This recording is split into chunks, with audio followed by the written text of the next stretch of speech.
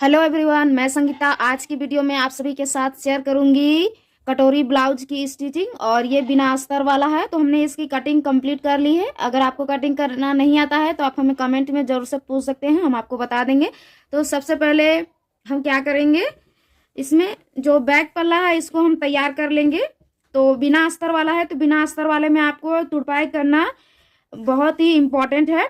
अगर आप तुरपाई नहीं करते हैं तो आपकी फिनिशिंग अच्छी नहीं आएगी। तो ध्यान रखिएगा, जब भी आप बिना अस्तर वाला ब्लाउज स्टिच करेंगे तो आपको यहाँ पे 1 इंच का तुरपाई करना है। तो यहाँ पे हम स्टिच लगाएंगे पहले आधे इंच का बैक में, और फिर जितना हमें इस पट्टी को रखना है, जितना चौड़ा उतना हम यहाँ पे मार्किंग कर लेंगे नाप के, और उसके बाद यहाँ पे हम तुरपाई कर देंगे। तो इतना काम हमें करना है।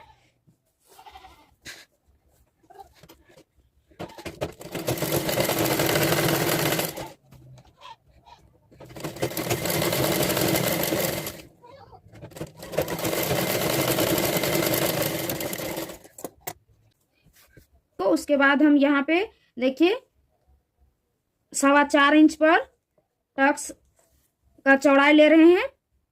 लंबाई यहाँ पे हम 4 इंच रखेंगे, और नॉर्मल साइज यही होता है टक्स का। तो दोनों साइड हमें मार्किंग कर लेनी है।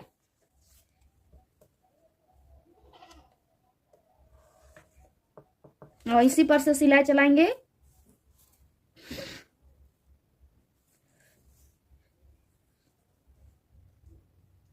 अगर आपको टक्स लगाने में दिक्कत आती है तो आप सिंपली शोल्डर को सेंटर से फोल्ड करके और टक्स लगा सकते हैं।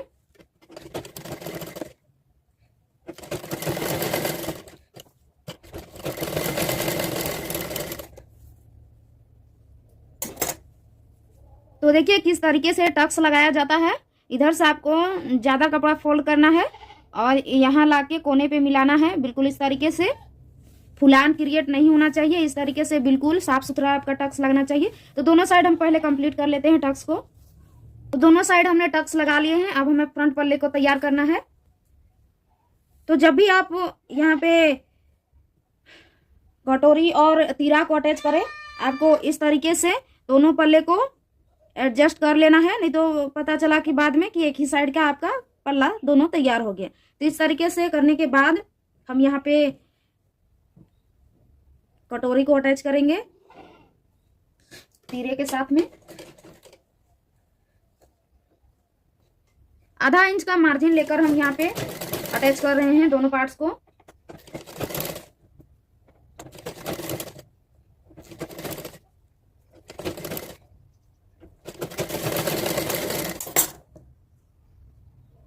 अब यहाँ पे हम टक्स लगाएंगे। तो टक्स का चौड़ाई हमने 1 इंच रखा है, और लंबाई हम इसका रखेंगे 3 इंच, क्योंकि हैवी साइज है। 38 साइज का ब्लाउज हम बना रहे हैं।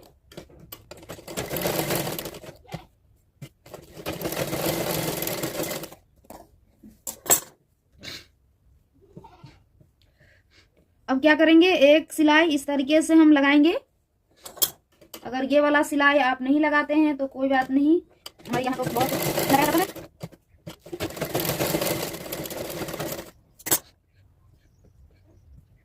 इतना करने के बाद अब हमें मेजर करके देखना है कि कटोरी हमें जितना रखना है उतना है या नहीं। तो साइज के अकॉर्डिंग यहाँ पे हमें 6.5 इंच की कटोरी रखनी है, लेकिन यहाँ पे हमारा ज़्यादा हो रहा है कटोरी का साइज। तो जब भी आपका कटोरी का साइज बड़ा होता है तो उस केस में आपको क्या करना है कि ये वाला जो सिलाई है उसको खोल के उसके बाद इसको कम कर लेंगे, तो आपका काम बन जाएगा। ये मैंने जानबूझ के ऐसा किया था ताकि आपको समझा सकूं कि कैसे अगर गड़बड़ी हो जाती है कटिंग में तो हमें कैसे सुधारनी है। तो ये वाला सिलाई हम खोल लेंगे। तो कटोरी को हमने खोल करके और पहले जैसा कर लिया है। अब हम क्या करेंगे, हमें जितना कटोरी का साइज रखना है उतना हम मार्किंग करेंगे। इस तरीके से सेंटर पर हम फोल्ड कर लेंगे, और यहाँ पे हम मार्किंग करेंगे। देखिए 3.25 इंच। तो ये हमारा 6.5 इंच आ जाएगा। अब सिलाई मार्जिन के लिए इतना से छोड़ देंगे, और जो भी एक्स्ट्रा है उसको काट करके और हम निकाल लेंगे। तो अभी देखिए हमारा बिल्कुल सही आ रहा है कटोरी। तो इस तरीके से आप अगर गलती हो जाए तो बाद में भी सुधार कर सकते हैं। तो दोनों पल्ले को इसी साइज के अकॉर्डिंग आपको तैयार कर लेना है। तो दोनों कटोरी हमने सही कर ली है। अब हम जैसे पहले अटैच किए थे उसी तरीके से अटैच करेंगे। कटोरी और तीरा हमने जोड़ लिया है। अब हम क्या करेंगे, बेल्ट को अटैच करेंगे। तो जो ये नुकीला वाला भाग होता है उसको हमेशा आपको इस साइड रखना है, और जो ये सीधा वाला भाग है उसको हम इस साइड रखेंगे। और फिर दोनों को इस तरीके से हमें आधा इंच मार्जिन लेकर और सिलाई चला लेनी है।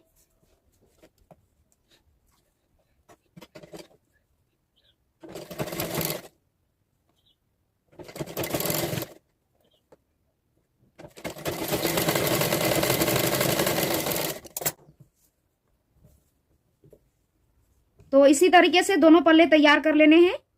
दोनों पल्ले हमने देखिए तैयार कर लिए हैं, और आपको यहाँ पे देखना है इस तरीके से मिला करके कि सब कुछ हमारा ये वाला जो जॉइंट है इधर वाला और इधर वाला दोनों बराबर है कि नहीं। अगर कहीं से भी आपको थोड़ा कम ज्यादा लग रहा है तो थोड़ा सा छांट देंगे। देखिए हमारा थोड़ा सा यहाँ पे ज्यादा लग रहा है, तो इसको हम थोड़ा सा इस तरीके से छांट देंगे। अब हम यहाँ पे हुक और आई की पट्टी लगाएंगे। तो मैं यहाँ पे दाहिना साइड हुक की पट्टी लगाती हूँ, और जो हमारा बायां साइड होता है, जो लेफ्ट साइड होता है, उस साइड मैं यहाँ आई की पट्टी लगाती हूँ। आप कोई भी किसी साइड भी लगा सकते हैं, पहले ये आपकी चॉइस है। तो सबसे पहले मैं यहाँ पे आई की पट्टी लगाऊंगी। तो आई की पट्टी लगाने के लिए देखिए हम पट्टी को अंदर की साइड रखेंगे इस तरीके से।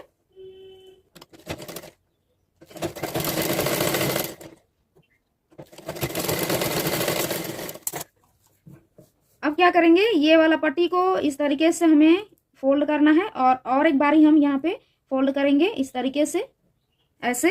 तो अच्छे से फोल्ड करना है बराबर से, और फिर इसके ऊपर सिलाई चलाना है। 2 सिलाई आपको चलानी है, 2 सूखी दूरी पर।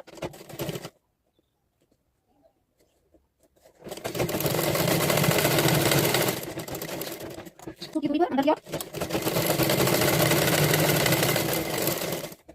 और इन सभी एक्स्ट्रा पार्ट्स को हमें कटिंग कर देना है। अब हम हुक की पट्टी लगाएंगे। तो हुक की पट्टी लगाने के लिए क्या करना है, इस तरीके से आपको फोल्ड करना है पट्टी को, और इस तरीके से आप सीधी साइड पट्टी को रखेंगे, और इस तरीके से एक सिलाई पहले चला लेंगे।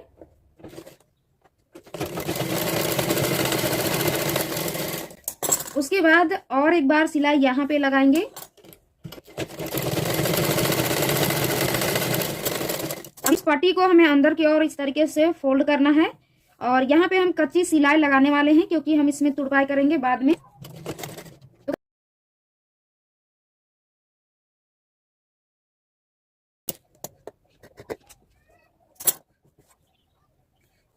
अब क्या करेंगे, दोनों पार्ट्स को लेंगे, फ्रंट के दोनों पार्ट्स को लेंगे, और यहाँ पे हमें इस तरीके से मिला करके, या तो आप हाथ से यहाँ तक 2-3 सिलाई लगा सकते हैं, या तो आप मशीन से यहाँ पे कच्ची सिलाई लगाएंगे, क्योंकि बाद में हम इसमें हुक और आई बनाने वाले हैं। तो अभी के लिए हम इतना कर लेते हैं।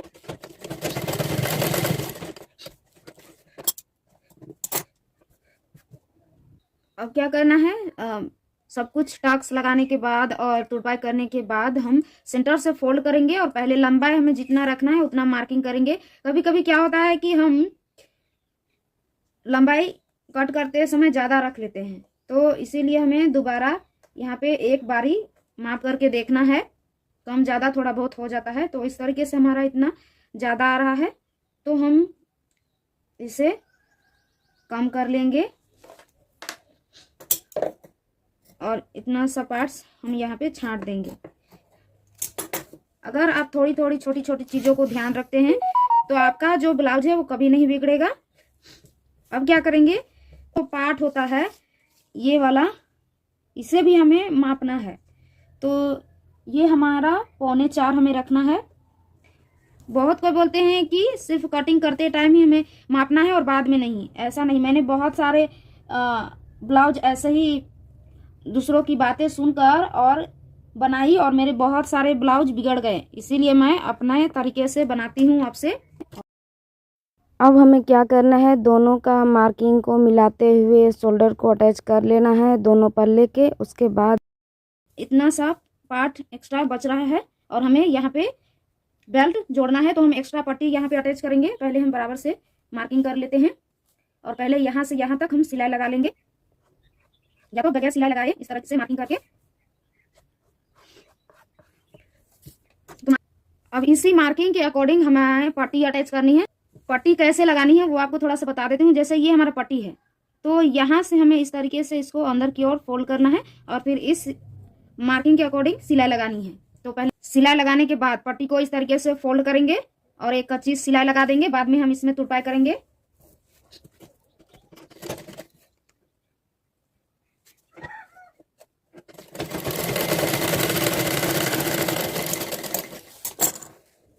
दोनों साइड इसी तरीके से तैयार कर लेंगे।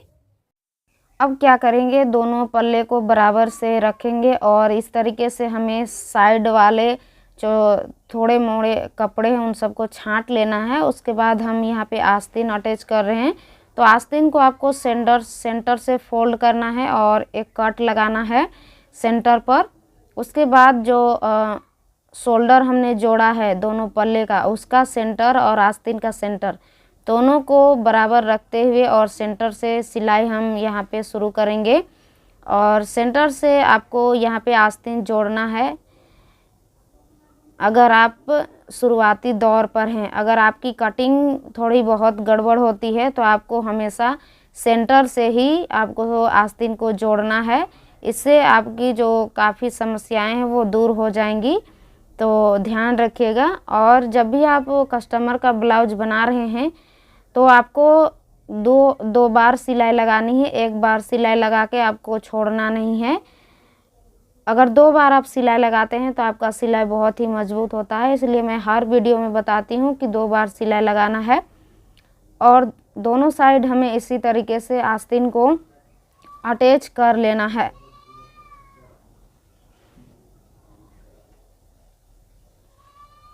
तो देखिए हमने अटैच कर लिया है एक साइड, दोनों साइड इसी तरीके से अटैच कर लेंगे। उसके बाद क्या करना है कि ब्लाउज को अच्छे से सेट कर लेंगे और सीधी साइड से हमें किनारे पर सिलाई लगानी है। और जो हमने आस्तीन जोड़ा है उन दोनों को मिलाते हुए यहाँ पे सिलाई लगानी है। जो जॉइंट वाला पार्ट है दोनों जॉइंट बराबर होने चाहिए। अगर बराबर नहीं हो रहे हैं तो आप बराबर कर लेंगे। उसके बाद आपको फिटिंग वाली सिलाई लगानी है। उसके बाद ब्लाउज को उल्टा कर लेंगे और कमर का चौथा हिस्सा निशान लगाएंगे। उसके बाद आपको सीना का चौथा हिस्सा निशान लगाना है। उसके बाद हम मोहरी का निशान लगाएंगे। आस्तीन की मोहरी का निशान लगाना है। तो आप अपने साइज़ के अकॉर्डिंग यहाँ पे निशान लगाएंगे। हम अपने साइज़ के अकॉर्डिंग निशान लगा रहे हैं। उसके बाद आपको स्केल लेना है और सभी मार्किंग को इस तरीके से सीधा कर लेना है। अगर आपकी जो साइड फिटिंग का सिलाई सीधा नहीं आता है तो आप हमें कमेंट करके पूछ सकते हैं। हम आपकी समस्या को दूर करने की पूरी कोशिश करेंगे। उसके बाद इसी निशान पर से आपको सिलाई लगानी है। तो हमारी जो कटिंग है वो सब कुछ अच्छी है, बराबर है, इसलिए हमारी फिटिंग की सिलाई भी बहुत बराबर आ रही है। तो हमें जब भी साइड की सिलाई लगाएं तो आपको यहाँ पे शुरुआती और लास्ट में सिलाई को बांधना है। तो दोनों साइड हमने देखिए सिलाई लगा लिया है और हमारे देखिए जॉइंट्स भी बराबर हैं। तो आई होप कि वीडियो पसंद आया होगा। तो चैनल पर नए होंगे तो ज़रूर से चैनल को सब्सक्राइब कीजिएगा, वीडियो को लाइक कीजिएगा। Thanks for watching.